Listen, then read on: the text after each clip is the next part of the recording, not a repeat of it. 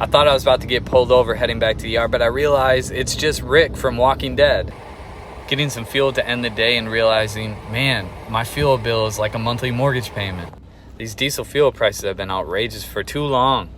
Come on, Biden.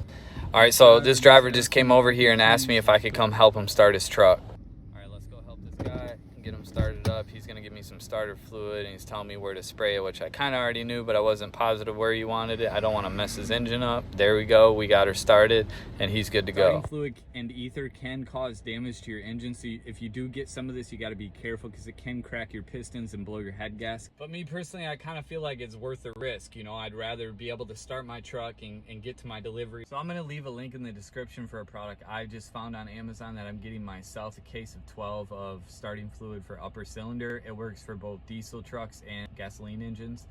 But again, remember to use it sparingly. It's super helpful to have though. Be safe.